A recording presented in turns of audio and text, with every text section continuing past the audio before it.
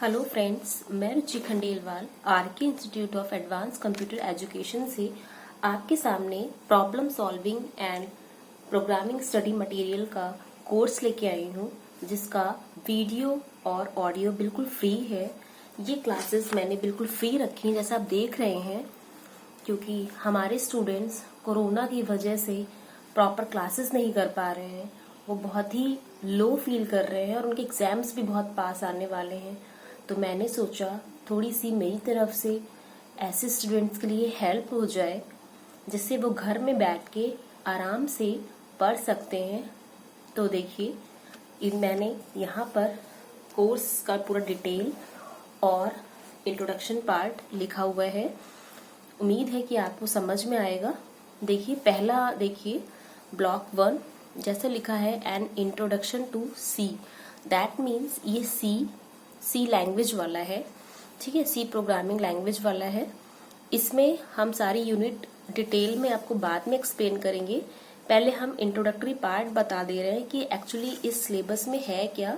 ये BCA second semester के students के लिए बहुत ही इम्पोर्टेंट है। यूनिट फर्स्ट में हमारा प्रॉब्लम सॉल्विंग आता है, जिसमें हम लोग प्रॉब्लम सॉल्विंग के बारे में डिस्कस करेंगे। यूनिट सेकेंड में basic of C, that means C language के बारे में। यूनिट थर्ड में variables and constant. Variables means जो चीज़ डायनेमिक होती है, जो स्टैटिक नहीं होती है, जो समय पर टाइम पर चेंज होती रहती है। कांस्टेंट मतलब जो फिक्स रहती है। यूनिट 4 में देखिए एक्सप्रेशंस एंड ऑपरेटर्स। एक्सप्रेशंस जैसे कि a प्लस बी पूरा एक्सप्रेशन है, पर जो प्लस लगा हुआ है, जो a और b को जोड़ रहा है या घटा रहा है, माइनस हो रहा है, वो ऑपरेटर है। जैसे कि into, plus, minus, division, that is operators, right. Block 2 में देखिए control statement, array and functions. Control statement, array and function, ये एक यूनिट है ब्लॉक 2, जिसके अंदर ये आपकी 4 यूनिट दी हुई हैं। जैसा आप देख रहे हैं, यूनिट 5 में decision and loop control statement means जब हम सी प्रोग्रामिंग लैंग्वेज पूरी प्रोग्रामिंग बनाते हैं तो उसमें कैसे लूप लगाते हैं, कैसे डिसीजन करते हैं। यूनिट 6 में एरे है। जैसे एरे क्या होता है डिटेल में हम आपको बताएंगे जब हम यूनिट 6 में आएंगे। अभी हम सिर्फ इतना समझते हैं कि एरे में एक जैसे ही एलिमेंट्स स्टोर किए जाते हैं। यूनिट 7 में स्ट्रिंग्स हैं, जैसे कि किसी का नाम है, फॉर एग्जांपल जैसे मैंने यहाँ पर लिख दिया सनफ्लावर, तो सनफ्लावर जो है ये एक स्ट्रिंग हो गई, ठीक है। और अगर खाली हमने एस लिखा, दैट मीन्स ये कैरेक्टर हो गया, ठीक है। फिर हमारे बारे में आता है यूनिट 8, जैसे इसको बोलते हैं फंक्शंस। फंक्शंस का मीन्स होता है बहुत सारे स्टेटमेंट होते हैं। It is a group of statement that can be use to perform a specific task. ये सारे आपके सी लैंग्वेज के बारे में है। ये मैं एक शॉर्ट इंट्रोडक्टरी पार्ट बता रही हूँ कि हम लोग आगे कैसे इसको प्रोसीड करेंगे। ब्लॉक 3 में देखिए structure, pointers and file handling. तो इस स्ट्रक्चर का मतलब क्या होता है कि किस तरह का स्ट्रक्चर है। जैसे कि मान लीजिए बुक है, तो बुक का कैसा स्ट्रक्चर है, क्योंकि बुक जो होती है उसमें मान के चलिए कि बुक में पेजेस भी होते हैं और आपके ऑथर भी होते हैं, है ना। तो जो पेज होते हैं वो कैसे होते हैं, जो भी पेज होंगे वो इंटीजर में होंगे, जो भी ऑथर होगा वो किस में होगा, कैरेक्टर में होगा, जो भी उसका प्राइस होगा वो फ्लोट में होगा। तो बुक का और आपका डिपार्टमेंट है उसका कैसा स्ट्रक्चर है, ये सारी चीज़ें इसमें आती हैं। पॉइंटर्स आप देख रहे हैं, पॉइंटर्स का मतलब होता है जो नेक्स्ट इंस्ट्रक्शन को फॉलो करता है।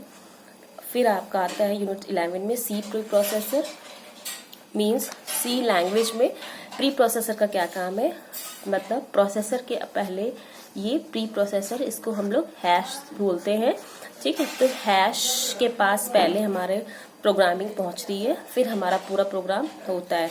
फिर लास्ट में आप देखिए क्या लिखा हुआ है, फाइल्स। फाइल्स का मतलब होता है कि आपका जो भी डेटा है वो स्टोर कहाँ हो रहा है, ठीक है। तो इसको एक फाइल को एक हम लोग रजिस्टर भी बोल सकते हैं या टेम्परेरी स्टोरेज भी बोल सकते हैं, जहाँ पे हम लोग डेटा को स्टोर करते हैं, राइट। तो अब ये तो हमने बताया आपको एक इंट्रोडक्टरी पार्ट। कि problem solving and programming study material में है क्या क्या। ठीक है, अब हम बढ़ते हैं जो मेन टॉपिक है, जहाँ से आपका सिलेबस शुरू होता है, दैट मीन्स प्रॉब्लम सॉल्विंग। ध्यान दीजिए, देखिए problem solving skill refers to our ability, ये देखिए ability to solve the problem in an effective and timely manner without any impediments. ठीक है, मीन्स प्रॉब्लम सॉल्विंग जो सिलेबस है उसको पढ़ने से पहले we should know about the definition of the problem solving, कि actually what it mean. Basically problem solving skill जो होता है उसका मीन्स होता है कि किस तरह से हमारे अंदर एक ऐसी एबिलिटी होनी चाहिए, ऐसी हमारे पास कैपेबिलिटी होनी चाहिए जिससे हम उस पर्टिकुलर प्रॉब्लम को विदाउट टाइम, मतलब लेस टाइम में और एक्यूरेट हम लोग सॉल्व कर सके। ठीक है, बिना किसी इम्पेडिमेंट्स के, मीन्स बिना किसी ऑब्स्ट्रैकल के, बिना किसी रुकावट के। तो प्रॉब्लम सॉल्विंग एक ऐसी टेक्निक होती है, एक ऐसी एबिलिटी होती है, एक ऐसी कैपेबिलिटी होती है जिसके थ्रू हम प्रॉब्लम को बहुत ही एक्यूरेटली और टाइमली सॉल्व कर सकते हैं, बिना किसी ऑब्स्ट्रैकल के, बिना किसी बोल सकते हैं बाधा के, बिना किसी रुकावट के। ठीक है, और फिर आपका जो नेक्स्ट है वो होता है कि जब हम लोग प्रॉब्लम सॉल्व करते हैं तो कौन कौन से स्टेप्स उसमें इन्वॉल्व होते हैं। ठीक है, तो steps involve in problem solving, देखिए कुछ स्टेप्स मैंने लिखे हैं नोट्स में, हम आपको वन बाय वन डिस्कस करते हैं। पहला है identify and define the problem. देखिए फर्स्ट वाला मीन्स सबसे पहले हम ये डिफाइन करते हैं कि प्रॉब्लम किस टाइप की है। ये देखिए मैंने यहाँ पर लिख दिया, ये बुक में ऐसा नहीं है, ये मैंने खुद से लिखा है, खुद से नोट्स बनाए हैं ताकि आपको इजी से समझ में आ जाए। तो किस टाइप की प्रॉब्लम है, हो सकता है वो प्रॉब्लम इकोनॉमिकल हो सकता है वो प्रॉब्लम टेक्निकल हो, वो किस टाइप की प्रॉब्लम है, उसका फीचर क्या है, to be clear about the what the problem is, means किस टाइप की वो प्रॉब्लम है उसको पहले हम आइडेंटिफाई करेंगे ना, तभी तो हम उस प्रॉब्लम को सॉल्व कर पाएंगे। जब तक हमें उस प्रॉब्लम को क्लियर ही नहीं है वो प्रॉब्लम किस टाइप की है, उसका फीचर क्या है, we can't solve the particular problem. So it is very necessary to identify and define the problem first. Second step is, देखिए जनरेटिंग द ऑल्टरनेटिव सॉल्यूशंस। ठीक है, मीन्स हमने फर्स्ट स्टेप में आइडेंटिफाई कर लिया कि किस टाइप की प्रॉब्लम है, किस टाइप का फीचर है, उस हिसाब से हम उसके बहुत सारे ऑप्शंस, देखिए बहुत सारी सॉल्यूशंस की एक लिस्ट बना लेंगे कि हाँ हो सकता है इस प्रॉब्लम का ये भी सॉल्यूशन हो सकता है, हो सकता है इस प्रॉब्लम का ये भी सॉल्यूशन हो सकता है, ये भी सॉल्यूशन हो सकता है, ये भी सॉल्यूशन हो सकता है। तो मल्टीपल सॉल्यूशन हो सकते हैं उस पर्टिकुलर प्रॉब्लम को आइडेंटिफाई करने के बाद में। ठीक है, थर्ड देखिए, थर्ड में क्या लिखा है, इवैल्यूएटिंग, मीन्स जब हमने बहुत सारे ऑप्शंस बना लिए कि हो सकता है ये सॉल्यूशन है, हो सकता है ये है, हो सकता है ये है, हो सकता है ये, पर कौन सा सॉल्यूशन सबसे कम समय में हो रहा है। ठीक है, क्योंकि आपने पहले ही पढ़ा था कि लेसर टाइम में होना चाहिए। तो इवैल्यूएशन में मतलब कि आपने सॉल्यूशन तो बना लिया लेकिन जिसका समय सबसे कम लग रहा है, तो ये हो गया इवैल्यूएटिंग। नंबर 4 है सेलेक्टिंग द बेस्ट ऑल्टरनेटिव। अब आपने बहुत सारे बना लिए, first solution, second solution, third solution, fourth solution, पर ध्यान दीजिए, पर हो सकता है नंबर थर्ड वाला जो सॉल्यूशन है वो सबसे कम समय में ले रहा है, तो it is very effective and timely solution. तो हमने इसको सेलेक्ट कर लिया क्योंकि सबसे कम टाइम में यही सॉल्यूशन ऑप्टिमल है। फिर लास्ट में इम्प्लीमेंटिंग द सेलेक्टेड सॉल्यूशन। अब जो भी हमने थर्ड चूज किया था, जो बेस्ट हमारा आया था, उसको हमने इम्प्लीमेंट कर लिया। मीन्स जहां पे हमें नेसेसरी थी, जहां पे प्रोग्रामिंग में हमें इसकी नीड थी, वहां पे हमने इसको यूज कर लिया। अब एक एग्जाम्पल से समझते हैं, ये तो टेक्निकल लैंग्वेज के बारे में हो गया कि किस तरह से कैसे हम एक ऑप्टिमल सॉल्यूशन चूज करेंगे, कैसे कौन कौन से स्टेप्स होते हैं। ठीक है अब इसका एग्जाम्पल आप बात करते हैं। सपोज कर लीजिए, जैसे मैंने लिखा हुआ है कि आपका कोई डिपार्टमेंट है, उसमें एम्प्लॉयज हैं या एम्प्लॉयर्स हैं जो काम करते हैं, ठीक है।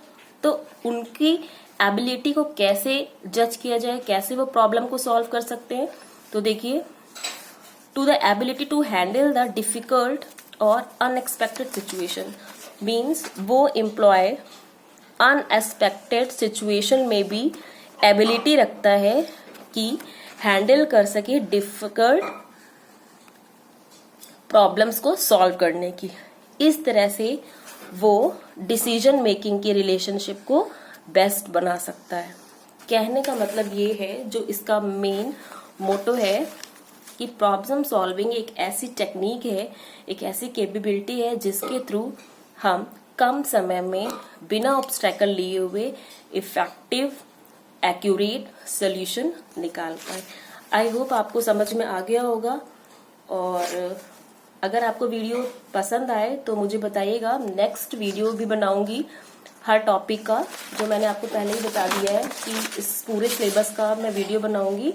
हर एक टॉपिक का आपको हेल्प मिल जाएगी, और इसके नोट्स भी फ्री ऑफ कॉस्ट है। जिसको लेने हो वो मेरे को कांटेक्ट कर सकता है। मेरा कांटेक्ट नंबर है 7905803011। RK Institute of Advanced Computer Education. Thank you so much.